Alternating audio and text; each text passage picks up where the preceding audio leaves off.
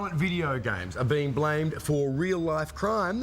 The New South Wales Police Commissioner believes young people are being desensitised to violence by the games. But is there any evidence of a connection between the two? Let's bring in our resident psychiatrist, Dr. Az, and online campaigner Geordie Guy. Good morning to you both, gents.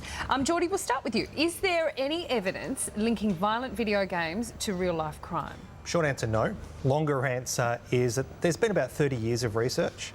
A couple of years ago in 2010, our government did a review of all that research to, I guess, summarise it a bit, and found that there wasn't really any evidence to suggest that in any of the studies that have been done properly.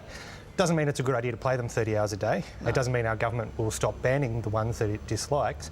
But generally speaking, no, there's no real solid evidence to suggest it today. Dr. Az, I mean, I have an interest in the question of violence generally, being involved with the White Ribbon campaign. It seems to me that there are a lot of conflicting views in the research about this. One paper will tell you that constant exposure to violent video games desensitises children to the notion of violence, and another paper will tell you the exact opposite. Why is there no agreement about this? Well, as Geordie says, there isn't conclusive proof either way. There are some studies, as you said, that show that playing violent video games increases the amounts of aggression, hostility, reduces pro-social behaviour for a period of time after a child has been playing it. Some studies show that it's the amount of time you spend playing it. Other studies show it doesn't really matter how long you play it.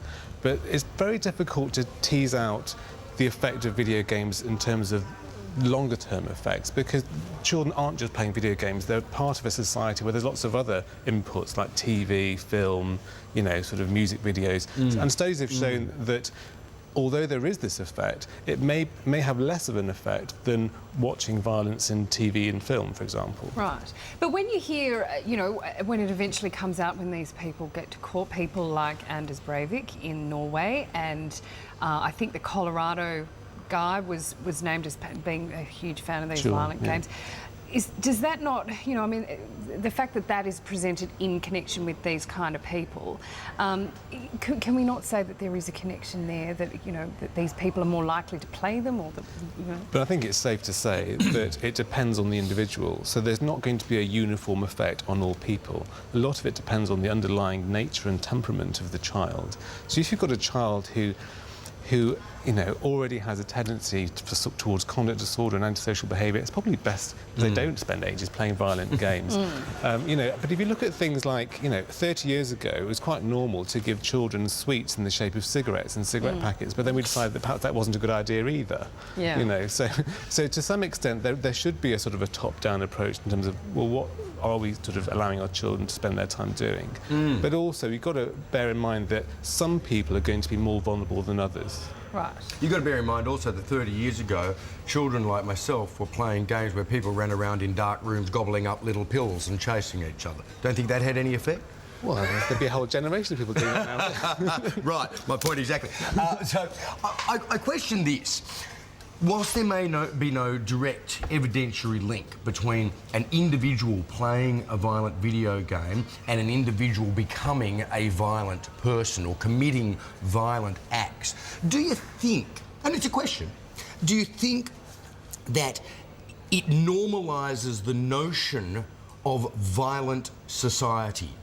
I mean, when you look at some of these games, you know, they're not like car racing games. You're getting rewarded for roaming around with a knife in your hand, stabbing passers-by.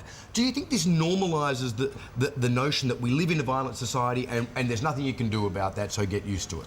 I don't think it's a good idea to suggest that computer games or movies or really any of these things are such an issue that Australians consider that normal. I think if you went outside right now into Martin Place and stopped 100 passers-by, no matter what level of computer games they'd played, however much coffee they'd had this morning, and asked them what they think would make stabbing passers-by normal, any of them are going to have a satisfactory answer for you. This is a fictional depiction. It can sometimes be a confronting fictional depiction. I've seen computer games that were confronting. I also flinched during the movie American History X during that scene. So there are confronting things in our fictitious media. But I really do think it underestimates the intelligence of people who are otherwise intelligent, well-adjusted people. Difference between watching a movie, though, and participating in a violent act. Oh, yeah, you hold a plastic box when you play a computer game versus when you sit on the couch. And then when you participate in a violent act, it's a completely different thing again. I really do think that there's a really big chasm between people who watch fictitious depictions in their lounge room on a TV screen versus going out and punching someone and them not getting back up. Really quickly, Dr. Ash, should we ban these extremely violent games? Well, it's difficult to suggest a blanket ban, but as you were saying, Geordie, it's the distinction between fantasy and reality that we need to preserve. 30 years ago, when we were shooting yellow spots at red blobs that were monsters, it's different from the realism that's in the video games at the moment. So that distinction needs to be preserved, and the distinction's getting less and less, I'm afraid. All right, very interesting. Geordie, Dr. Az, lovely to talk to you. Thank you for coming in today. Cheers, thank you.